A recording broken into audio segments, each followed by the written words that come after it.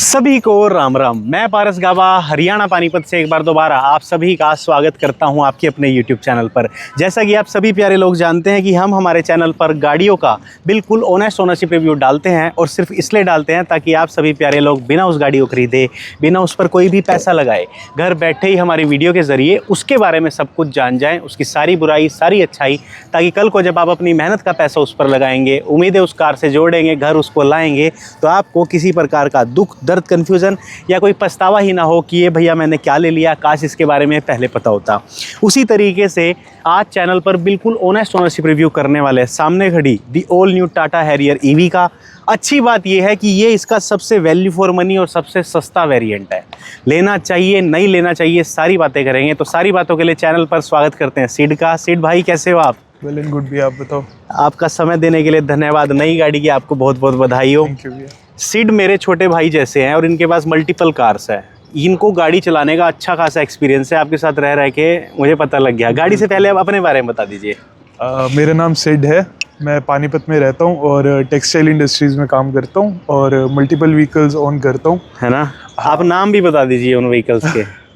मैंने cars change basically बहुत ज़्यादा की है 1.5 से 2 साल के अंदर। जैसे सियाज ली थी, XUV 700, XUV 500, MG एस्टर, अब ये हैरियर ईवी ली है मैंने। और अभी छोटी सी उम्र है, छोटी सी उम्र में इतनी गाड़ी बदल चुके हैं, तो शौकिया हो, है ना। अब आपने ले ली हैरियर ईवी। बिल्कुल भी। आइस इंजन से सीधा ईवी पे। बिल्कुल। पहले तो ये बताओ, ये मुश्किल टास्क है या इजी टास्क है, सही है या बेकार है? बहुत ज़्यादा मुश्किल है भैया, क्योंकि पहले क्या था, पेट्रोल डीजल डलवाया और गाड़ी लेके जहाँ मर्जी लॉन्ग ट्रेवल पे निकल गए। हाँ। अभी क्या है, हमने अगर मान लो ऋषिकेश जाना है या वृंदावन जाना है, हम आसपास जाते रहते हैं। हाँ। उसके लिए पहले 7-8 घंटे घर पे फुल चार्जिंग करनी पड़ेगी। ठीक। उसके बाद निकलेंगे, फिर वहां से आते हुए फिर से रास्ते में कहीं ना कहीं चार्जिंग करनी पड़ेगी। तो उस चीज का बस मेन थोड़ा सा इशू है भाई। थोड़ा सफर का टाइम बढ़ चुका है, पेशेंस लेवल थोड़ा सा अब कंट्रोल करना पड़ रहा है। हाँ। पहले जो नहीं था अब करना पड़ रहा है। अब सबसे बड़ा क्वेश्चन है, ईवीज में भी मल्टीपल ऑप्शंस थे। XCV 9S अभी नई आई, 9E भी है, BE6 भी है, MG विंडसर भी है, विनफास्ट भी है, 7 भी है, सेम रेंज की ऑलमोस्ट गाड़ियां। उनके बीच में हैरियर ईवी चूज कर ली, कैसे? महिंद्रा का बेसिकली ऐसा है भैया कि मैं 500 पहले ओन कर चुका हूँ। हाँ। 700 मैंने अभी रिसेंटली लिया है। हाँ। और 9S जो है वो बेसिकली 700 का ही ईवी वर्जन है, तो वो मुझे चाहिए नहीं था। ठीक। 9E जो है वो कूपे शेप में है, तो उसमें बैक सीट पे हेडरूम बहुत कम है। हमारी फैमिली में क्या है, 6 फीट और उसके आसपास के ही है सारे। बिल्कुल। तो उसमें बैक सीट में थोड़ा सा डिस्कम्फर्ट होता है। उसके बाद BE6 देखी थी, वो साइज वाइज बहुत छोटी गाड़ी है। हाँ। सेम प्राइस रेंज की है हैरियर और वो बिल्कुल सेम रेंज की है। बिल्कुल। उसकी बैटरी रेंज ज्यादा है, हर चीज अच्छी है, दिखने में बहुत सेक्सी गाड़ी है। लेकिन इसमें जो कंफर्ट है प्लस इसमें जो स्पेस है वो उसमें बिल्कुल नहीं है। उसमें किया सेल्टॉस से भी बहुत कम स्पेस है BE6 में। वो लड़कों की गाड़ी है, शौकिया कार है वो। उसके लिए अगर मेरे पास 2-3 कार अभी खड़ी हैं, हाँ। और चौथी खाली है कि कभी मैंने संडे चलानी है या फिर किसी को घुमाने के लिए लेके जाना है, तो बस उसके लिए वो गाड़ी है। तो ये आपने फाइनली टाटा हैरियर ईवी ले लिया। अब कौन सा वेरिएंट लिया भाई ने इसका? ये भैया सेकंड बेस मॉडल है, इसका नाम है एडवेंचर S। 65 किलोवाट की बैटरी आती है इसमें, और इसके साथ में AC/FC चार्जर मिलता है। ठीक है, कहने का मतलब ये वो वाला वेरिएंट है। पहले तो AC/FC वाला थोड़ा समझा। AC/FC बेसिकली ऐसा है, एक AC चार्जर होता है, एक DC चार्जर होता है। जो घर पे लगते हैं स्लो चार्जर्स होते हैं, वो AC चार्जर्स होते हैं। बाहर DC चार्जर आपको फास्ट मिलेंगे, 30 kVA का, 60 का, 120 का। ये मेरा है 7.2 का AC फास्ट चार्जर। अच्छा। तो इसको AC/FC इसलिए बोलते हैं। ओके। ये आपको इसके साथ चार्जर गिफ्ट मिला, कहने वाला 7 किलोवाट गिफ्ट ही मिला। और वो 3 वाला भी मिला। वैसे वो 53,000 का है, 50,000 प्लस उसका इंश्योरेंस वगैरह जो भी ऐड होता है 53 का। ये बेस वेरिएंट है एडवेंचर, लेकिन उसमें S यानी कि S मतलब सनरूफ। बिल्कुल। पैनोरामिक सनरूफ ऐड हो गया। बेस वेरिएंट और इसमें पैसों का कितना फर्क है? पैसों का सिर्फ 50,000 का भैया। 50,000 का फर्क है। हाँ। तो 50,000 में बस आपको एक सनरूफ दे दी उन्होंने पैनोरामिक? नहीं। सनरूफ के अलावा भैया इसकी जो सेंटर स्क्रीन है वो 1 पॉइंट समथिंग इंचेस बड़ी है। अच्छा, ये सेंटर स्क्रीन एडवेंचर S में बेस मॉडल से 1 पॉइंट समथिंग 1.25 या 1.5। और उसके अलावा डिजिटल क्लस्टर जो है वो भी इतना ही, थोड़ा 1 इंच के अराउंड ही बड़ा है। ठीक है, 1 इंच के अलावा इंस्ट्रूमेंट क्लस्टर बड़ा है ये वाला। बिल्कुल। और इसमें बैक सीट में आर्मरेस्ट मिल जाएगा विद कप होल्डर्स। ये पहले मैं आपका सनरूफ ही खोल दूं। बिल्कुल भैया। बैक सीट में इसमें आपको यहाँ पे आर्मरेस्ट मिल गया जी। 50,000 में तो बहुत कुछ मिल गया भाई। और इसके अलावा बस बेसिक यही फीचर्स से, बाकी छोटर मोटर कुछ हो इतना ध्यान नहीं दिया वैसे मैंने। और वैसे बेस वेरिएंट में मिला क्या क्या भाई को जनरली एक कार से जो बेस मॉडल में एक्सपेक्टेशन होती है? फीचर्स इसमें बेस मॉडल में आपको पुश बटन स्टार्ट मिल गया, पुश बटन स्टार्ट मिल गया, और एक ऑटोमेटिक कार मिल गई, ऑटोमेटिक आपको एसी मिल गया, एसी ऑटोमेटिक हो गया, ठीक है। और कार प्ले और एंड्रॉइड ऑटो आपके वायरलेस हो गए इसमें। वाह वाह वाह। इसके अलावा डिजिटल क्लस्टर के अंदर आपको नेविगेशन यहीं से ही मतलब चल जाएगी, नेविगेशन यहाँ पे नेविगेशन भी चलेगी। और रियर पार्किंग कैमरा मिल गया, 360 नहीं है? नहीं, इसमें 360 नहीं मिला, फ्रंट सेंसर्स नहीं है, वो टॉप मॉडल में आते हैं और बीच वाले मॉडल्स में आते हैं। चारों पावर विंडो मिल गई? नहीं, पावर विंडो इसमें ऑटोमेटिक नहीं है, ऑटो डाउन और ऑटो डाउन ऑटो है चारों। हाँ चारों। और ये ORVM ये अंदर से ही बंद हो जाता है, अंदर से ही खुलता है, अंदर से ही बंद हो जाता है, अंदर से ही खुल जाता है, ये भी सही मिल गया। और लॉक एंड लॉक पे भी हो जाता है, ठीक है। और आप एक चीज बता रहे थे कि इसका इंस्ट्रूमेंट क्लस्टर एक कार्बन डाइऑक्साइड समथिंग कुछ दिखाता है। हाँ, वो ऐप में दिखाता है कि हमने हर मंथ में कितनी कार्बन डाइऑक्साइड बाहर वेस्ट होने से बचाई है। आपने कितनी बचा ली?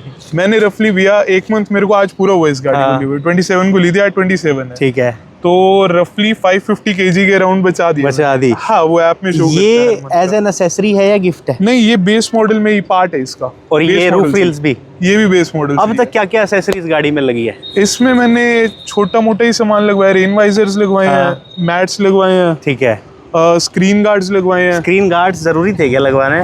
एक तो बीच वाली स्क्रीन में है, एक इसके जहाँ टाटो का लोगो है स्टीयरिंग व्हील पे, इस पे है, और एक बीच वाले डिजिटल क्लस्टर पे है। और मोड्स भी बेस मॉडल में सारे हैं? इसमें 4 मोड मिले हैं मुझे, इकोनॉमी मिला है, सिटी मिला है, एक मड मिला है और एक स्पोर्ट मिला है। ठीक ठीक। स्टेपनी मिली है बेस वेरिएंट में? हाँ बिल्कुल मिली है। अच्छा, स्टेपनी मिली है। इसका बेनिफिट यही है कि भैया इस कार में स्टेपनी मिली है। खुलता कैसे है? B6 में नहीं है, और साथ में आपकी XCV 9E में भी नहीं है, 9S में भी नहीं है। इसमें स्टेपनी है? जी भैया बिल्कुल। ठीक ठीक। इसमें आपको स्टेपनी है, हालांकि टायर साइज थोड़ा कॉम्प्रोमाइज है। हाँ, और 500 प्लस लीटर का बूट स्पेस है। बिल्कुल। कुछ बज रहा है कार में, वो क्या है? वो रिवर्स में लगी हुई है। अच्छा, रिवर्स में लगी हुई थी तो सेंसर बोल रहे हैं? जी जी जी। Okay okay okay. तो इसके अलावा भैया पर ये रिवर्स में लगाने के बाद गई नहीं? वो ऑटो पार्क ऊपर ऑन है ना उसका। ठीक। हाँ, जब तक हम रेस नहीं देंगे। क्या ऐसा फीचर है जो base variant Tata Harrier EV में मिसिंग है? मिसिंग फ्रंट सेंसर्स आप कह सकते हो, क्योंकि इसके बोनेट का आइडिया नहीं लगता। अंदर बैठ के सामने बोनेट इसका फॉर्च्यूनर की तरह सीधा है, तो आगे का दिखता नहीं है नीचे का। जैसे हम घर के बाहर खड़ी करते हैं, कहीं भी कार खड़ी करते हैं, तो आगे गैप कितना है वो पता नहीं। पानीपत में ट्रैफिक बहुत है, बस वही है, वो पता नहीं लग पाता। और इसके अलावा कुछ मिसिंग नहीं है? इसके अलावा नहीं। क्रूज कंट्रोल है इसमें? हाँ, क्रूज कंट्रोल भी इसमें। ठीक। आप बता दो कीमत भाई की कितने की आई है ये आई है भैया, वैसे तो इसका 2250 एक्स शोरूम है, 22,50,000 का तो एक्स शोरूम है, with 7 kilowatt AC FC charger बिल्कुल इंक्लूड है वो इसमें। अब ऑन रोड ये पड़ती है 24 के रफली अराउंड में। मेरे को भैया थोड़ा सा डिस्काउंट वगैरह लगा के, थोड़े से जुगाड़ वगैरह करके, प्लस दिल्ली रजिस्ट्रेशन करा के ये गाड़ी ऑन रोड पड़ी है 2180 की। कसम से? बिल्कुल। 21 लाख में ये गाड़ी आ गई, 80,000 ऊपर। और फ्रंट से ना इसमें हेडलाइट, फॉग लैंप नहीं है, लेकिन LED बेस्ड हेडलाइट्स है। बिल्कुल बिल्कुल। और आगे से भी कनेक्टेड है, पीछे से भी कनेक्टेड है। बिल्कुल। एलॉय व्हील है ये, नॉर्मल एलॉय व्हील है, प्लस इनको हम कन्वर्ट भी कर सकते हैं। ये जैसे अभी ईवी की तरह शो कर रहे हैं। हाँ। ये जो इसका पार्ट है, ये प्लास्टिक पार्ट है। ठीक है। इसको अगर हम ऑप्शनल है, अगर टायर्स उतरवा के इन्हें कंपनी से हम रिमूव भी करवा सकते हैं, तभी एलॉय नॉर्मल 5 स्पोक लगेगा। ये भी सही है यार।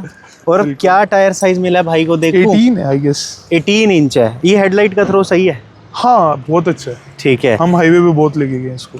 अब एक चीज, फ्रंक खोल रहा हूँ मैं भाई इसका। बिल्कुल बिल्कुल। फ्रंक खोलते हैं और फ्रंक खोल के मोटर देख लेते हैं और उनकी बातें कर लेते हैं। बिल्कुल भैया। इसके अंदर जो आपको मोटर मिल रही है ना, उसकी टॉर्क है 315 Nm। BHP में गया भूल, 200 समथिंग ही है। 200 समथिंग, मतलब मेरी XUV से भी ज्यादा है, फॉर्च्यूनर से भी ज्यादा है। मैंने उसको डबल क्लिक भी किया, फिर भी नहीं खुल रहा। ये फिर से करके आऊँ? अरे वाह, ठीक है भाई। इसमें बेस वेरिएंट होने के बाद भी फ्रंक है, ये रहा फ्रंक। अच्छा खासा है कि बंदा अपना जो अपना जिम बैग लेके जा सकते हैं बेसिकली। जिम बैग यहाँ तो कोई नहीं रखेगा, यहाँ तो कुछ और ही रखता है इंसान। यहाँ थर्माकोल बॉक्स भी आ जाता है वैसे देखा जाए। सही बात है। अब ये बताओ, इसकी मोटर की परफॉर्मेंस इतनी हैवी व्हीकल होने के बाद कैसी लगी भाई को? भैया देखो, मैंने स्टार्टिंग में इसको 10 से 12 दिन तो इकोनॉमी पे ही ड्राइव किया है। ठीक है। लेकिन उसके बाद जब मेरे को लगा कि हाँ थोड़ी अब गाड़ी हाथ में बैठ गई है, हाँ। तब मैंने स्पोर्ट वगैरह में और सिटी मोड में भी चलानी शुरू करी। तो मोटर परफॉर्मेंस परफॉर्मेंस भैया A1। 0 to 100 इसका 6.4 या 6.7 के अराउंड इसके बीच में पड़ता है। सीरियसली? हाँ, ODI 6 से रेलिवेंट है। और टॉप स्पीड कितने? टॉप स्पीड इसकी इकोनॉमी पे तो 150 की लॉक्ड है, सिटी में भी 150 ही है आई गेस। स्पोर्ट्स मोड में 180 लॉक्ड कर रखी है कंपनी ने। स्पोर्ट्स मोड में 180 तक जाएगी, उसमें 150 तक। वैसे वो लॉक्ड है, पोटेंशियल तो इसमें बहुत ज्यादा है, 200 क्रॉस कर सकती है अगर हम ECU हैक वगैरह करे या फिर कुछ भी। सही बात है। इसके अलावा आप ये बताओ, मोटर को लेके कोई वो नहीं है ना, कोई ग्लिच आया अब तक? ना। एक तो सिंगल गियर होती है जितनी भी EV कार्स होती है, हाँ। ऑटोमेटिक में सिंगल गियर ही चलती है, तो इसमें गियर शिफ्टिंग वाला तो कोई रोल है ही नहीं, ना इसका गियर बॉक्स खराब हो सकता है। सबसे बेस्ट चीज यही है, क्योंकि गियर बॉक्स के चक्कर में ही क्लच प्लेट्स वगैरह भी ऐड होती हैं गाड़ी में, हर चीज होती है। इसमें कुछ भी नहीं है, रॉ है ये। आपकी बेल्ट्स पे चलती है गाड़ी, इसमें सिर्फ रिवर्स गियर है और ड्राइव गियर है, ड्राइव का सिंगल गियर है। तो आपकी इसकी बैटरी की लाइफ जितनी भी हो, मतलब वैसे तो कंपनी क्लेम करती है 15 साल की वारंटी है, तो 15 साल आप बेफिक्र चलाओ, उसके बाद भी चलाओ। लेकिन मेरे अकॉर्डिंग गाड़ी को अगर हम 12-13 साल चलाएंगे तो फर्क नहीं दिखेगा कुछ भी आपको। अच्छा, जैसी फर्स्ट डे चलेगी वैसी 10 साल बाद चलेगी। आपको लगता है ऐसा? हाँ बिल्कुल, ये भी सही है भाई। बस इसकी रेंज कम हो जाएगी, गाड़ी रेंज कम होती जाएगी। अब रेंज बता दो, 65 किलोवाट में कितनी रेंज प्रॉमिस की थी? अंदर आ जाओ मेरे साथ। कंपनी ने प्रॉमिस की थी भैया 400 समथिंग की प्रॉमिस कर दी थी। 450 किलोमीटर की 65 किलोवाट में भाई को बोली गई थी मिलेगी, फिर भाई को मिली कितनी? हालांकि 450 ये कंपनी वालों ने हमें बताया, हाँ। जो ऑन पेपर इन्होंने सब जगह लिखा हुआ है ब्रोशर्स वगैरह में, वो 500 के अराउंड ही लिखा हुआ है। अच्छा, वो 500 के अराउंड लिखा हुआ है और कंपनी ने आपको 400 बोली थी? 400 to 450 बोली थी। ठीक है। जबकि ये मेरी रफली निकाल रही है भैया, स्पोर्ट्स मोड में तो 330 320 के अराउंड ही आ रही है खाली। 330 320 स्पोर्ट्स मोड में आप चला रहे हो? बिल्कुल। सिटी या हाईवे? ये हाईवे प्लस सिटी। ठीक है। और इसके अलावा इकोनॉमी मोड में मेरा 380 to 400 मैंने निकाल लिया अभी तक। इको में भाई 400 तक चला गया भाई मैक्सिमम, और उसमें स्पीड भी फिर इज्जत वाली चलाई। बिल्कुल, उसमें 90-100 क्रॉस नहीं करते थे उसमें हम। ठीक है जी। और आपने इको में निकाल दी 380 से 400, स्पोर्ट्स में निकाल दी 330। जी बिल्कुल। ठीक। एसी परफॉर्मेंस कैसी है भाई इसकी? एसी देखो, स्टार्टिंग में तो आपको थोड़ा सा लेट डिले आपको दिख सकता है कि गाड़ी में बैठने के 1-आधे मिनट बाद कूलिंग होनी स्टार्ट होती है। ठीक है। पेट्रोल डीजल गाड़ियों से यही सिर्फ एक छोटी सी कमी है इसमें। ठीक है। लेकिन कूलिंग बहुत अच्छी है। हम लॉन्ग ट्रिप्स पे या फिर कहीं भी जाते हैं तो 100-200 किलोमीटर पता ही नहीं लगता है इसका भाई एसी। जबकि इस टाइम पे सबसे पीक सीजन है। बिल्कुल। स्क्रीन में या किसी चीज में कोई लैग आया अब तक? अभी तक तो टचवुड कुछ भी नहीं आया। ठीक, अभी तक कुछ भी नहीं आया, खाली कर्टन ओपन रह जाए, ऐसा कुछ हो सकता है? जी बिल्कुल हो सकता है भैया। अब ये बताओ, जो ये टच बटन है सारे, ये सही है या ऐसे ही है? भैया देखो, मुझे अभी तक परफॉर्म बढ़िया करते दिखे हैं ये बटन, कभी भी लैग नहीं हुए। ये इसका चार्जर ओपन वाला बटन है, यहाँ से चार्जर ओपन हो जाएगा, बूट भी ओपन हो जाएगा यहाँ से। बिल्कुल भैया। ये डाउनहिल असिस्ट हो गया, ये लोक अनलॉक का हो गया, ये नीचे के एसी कंट्रोल, नीचे के एसी कंट्रोल से सारे। इसमें बेस मॉडल से ही ऑटोमेटिक एसी दिया, तो बहुत अच्छी चीज है ये। और इसके म्यूजिक जैसे ना और गाड़ियों के बेस मॉडल ईवीज के ही बहुत घटिया स्पीकर होते हैं, बिल्कुल। इसमें कैसे है? इसके भैया मैं आपको कंपैरिजन में बताऊं तो मेरा XUV 700 होगा, AX7 वेरिएंट है। हाँ। सेकंड टॉप वेरिएंट है। उसके और इसके स्पीकर ऑलमोस्ट सिमिलर ही है, थोड़ा सा तो कम है, लेकिन ऑलमोस्ट आसपास ही है। ठीक है। अब ये बताओ, चार्ज कितनी देर में होती है भाई ये? जो मेरा 7.2 का चार्जर है, 7.2 kW का, हाँ, उस पे ये 0 to 100 तो हमने किया नहीं, क्योंकि कंपनी क्लेम करती है कि इसको 10% से कम चार्जिंग नहीं करनी चाहिए हमें। अच्छा, 10% से कम लेके ही ना जाओ। बैटरी हेल्थ इसकी कम होती है, जैसे आईफोन में होता है कि बैटरी हेल्थ कम होती है, इसकी भी बैटरी हेल्थ कम होती है टाइम के साथ। ठीक है। तो हम इसे 10% से कम ना चार्ज करें और प्लस 90% से ऊपर ना चार्ज करें। ठीक। वो तो कहते हैं कि 80 से ऊपर नहीं करनी चाहिए, लेकिन 90 तक हम कर सकते हैं रेगुलर यूज में। ठीक है। हाँ, तो इसलिए आपको मैं बताऊं 20 to 80 का अगर हम फिगर लेके चलते हैं तो 5 घंटे में होती है। 20 to 80% भाई घर पे 5 घंटे में होती है। 10% से नीचे भाई लेके नहीं जाता। हाँ। 90% से ऊपर नहीं जाता। बिल्कुल भैया, ऐसे चलता है। बिल्कुल। और जो 3 किलोवाट का है उससे जो टेम्परेरी वाला चार्जर मिला, उससे कंपनी खुद ही कहती है कि 20 से 22 घंटे लगते हैं। ठीक, 20 से 22 मतलब वो 10 से 90 का बताते हैं। समझ गया, समझ गया। 16 घंटे आप लगा के चलो। ब्रेकिंग को लेके क्या कहोगे? ब्रेकिंग इसकी भैया अभी तक तो टचवुड बहुत अच्छी लगी। मैं रफ ब्रेकिंग अब तो करता नहीं, पहले कभी करी हो तो कभी करी हो अब तो आदत है नहीं ऐसी, क्योंकि एज जैसे जैसे बढ़ती है अपने आप ही घर वालों की सब हमें समझ आ जाती है। हाँ, तो ब्रेकिंग इसकी वैसे बहुत अच्छी है। मैंने इसको हाई स्पीड ज्यादा चलाया नहीं है, 150 160, वो भी ओपन हाईवे पे, खाली सिर्फ ट्रायल के लिए कि हाँ भाई गाड़ी में पोटेंशियल है या नहीं है, वो देखने चेक करने के लिए। बिल्कुल, क्योंकि पैसा खर्चता है बंदा, चेक करता है कि हाँ इमरजेंसी केस में अगर भगानी पड़े या कुछ हो। तो आपको क्या लगता है आप कितने ब्रेक पैड चला दोगे इसके? भैया देखो, ब्रेक पैड मुझे लगता है कि इसकी होनी चाहिए 25,000 तो चली जानी चाहिए। 25,000? क्योंकि XUV 700 कितने चलाते हो आप? मैं भैया 17,000 से ऊपर आज तक नहीं चले। 17,000 से ऊपर आज तक नहीं चलाए? नहीं, मैं 52,000 चलाई है उसको 1.5 इयर्स में। खड़ा एसी कितनी बैटरी पी जाता है भाई इसकी? खड़ा एसी भैया बैटरी इसका बहुत कम इफेक्ट लेता है, सच बताऊं आपको। बैटरी बहुत कम हम 1 घंटा एसी चला के गाड़ी में बैठे थे। हाँ। अंदर हम इसमें ये है, अगर चार्जिंग कर रहे हो या कुछ भी हो, हाँ, तो साथ में अंदर नेटफ्लिक्स भी चल सकता है। अच्छा। हॉटस्टार भी चल सकता है, यूट्यूब भी चल सकता है, तो सारी चीजें चलती है। तो हम 1 घंटा बैठे थे अंदर एसी ऑन करके, गाड़ी स्टार्ट करके। हाँ। 1% कम हुई थी कसम से। मतलब इस पे एसी का इम्पैक्ट कम है। हाँ, बहुत ज्यादा टू BYD वगैरह में बहुत ज्यादा। बिल्कुल बिल्कुल, बहुत कम। ठीक है। हेडलाइट का थ्रो भी आपको ठीक लगा? बहुत अच्छा लगा, के इम्प्रूव लगे। अब ये बताओ, इस गाड़ी में टायर को लेके एक बहुत बड़ा क्वेश्चन है। कहते हैं हैरियर EV के टायर ना तो अप टू मार्क हैं और ना ये चलते हैं। आपने तो चलाई चाहे थोड़ी हो, स्टिल आपको वीडियोस देख के पता तो लगा ही होगा। अब मैं वीडियो से बढ़िया है कि आपको बताऊं, मेरे पास जो टेस्ट ड्राइव व्हीकल आया था, हाँ, वो गाड़ी रफली 5 से 6 महीने पुरानी थी और 15 से 20 हजार किलोमीटर चली हुई थी। उसके पिछले दोनों टायर एक बार ही चेंज हो चुके थे और दूसरी बार भी खराब हो चुके थे, क्योंकि test drive vehicle rough use होता है। 2 टायर्स उसके चेंज ऑलरेडी हो चुके हैं, वही 2 टायर्स दोबारा कंपनी ने नए लगवाए हैं, वो भी खराब हो चुके हैं। तो आपको पता है अब ये टायर कितने चलने वाले? हाँ, मेरे को पता है, अगर मैं रफ चलाऊंगा तो ये 15 से 20 हजार ही चल पाएंगे, लेकिन अगर नॉर्मल चलाऊंगा तो 30 to 35 मेरे हिसाब से चलने चाहिए।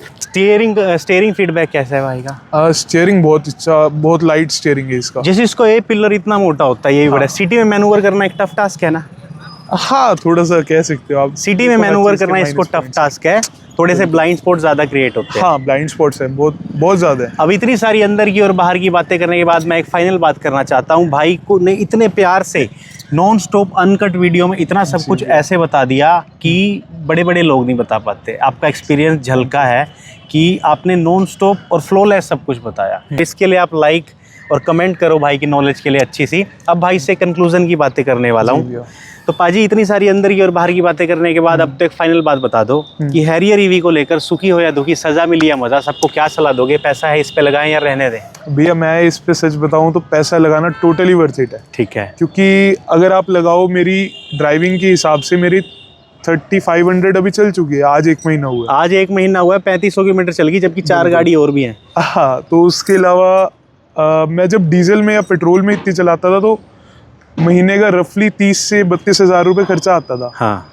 अब भी इसका चार्जिंग वाइज अगर हम लगा के चले तो 1.25 रुपये कंपनी क्लेम करती है पर किलोमीटर, लेकिन हम 1.5 रुपये भी अगर मान के चले रफ ड्राइविंग के अकॉर्डिंग घर पे, हाँ, तो 3,500 में मेरे ख्याल से 5,000 से ऊपर की बिजली अभी तक नहीं लगी। सही बात है। तो 32,000 में से 5 काटे 27,000 रुपये मेरे इस महीने में बच चुके हैं इसके। ये भी बच चुके हैं। और इसके अलावा आप चाबी दिखाना इसकी। इसमें 3 चाबी मिली, कितनी मिली? इसकी 2 चाबियां मिली हैं। ऐसी वाली हैं दोनों सेम? वो गोल वाली तो नहीं है ना? नहीं, गोल वाली टॉप मॉडल में आती है।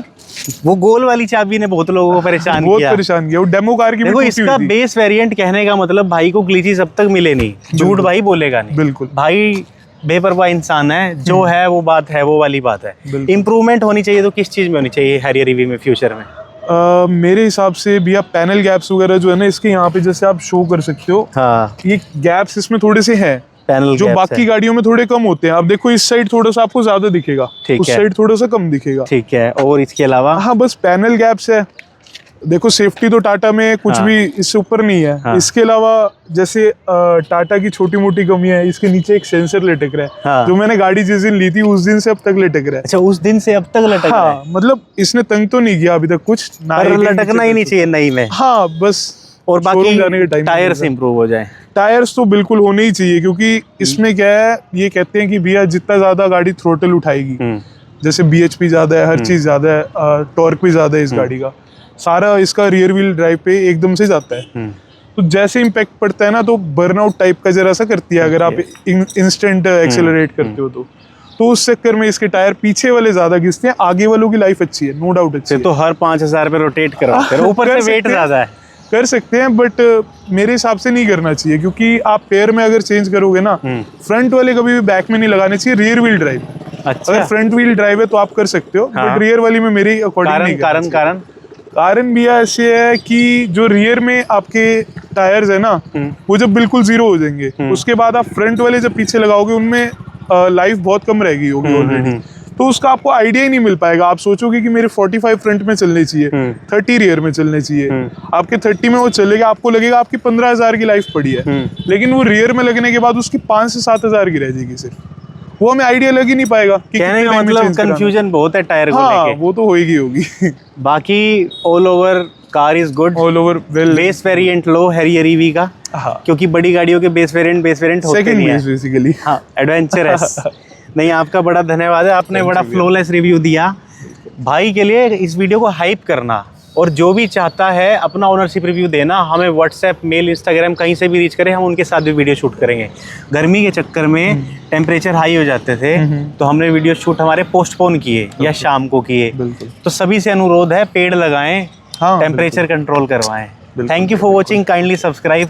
अब हम जा रहे हैं दोनों घूमने, शॉर्ट्स भी बनाएंगे। हमारे चैनल को सब्सक्राइब करना हमारा बाकी का कंटेंट देखने के लिए, और हमारे चैनल पे सिर्फ रॉ वीडियोस होती है लाइक दिस।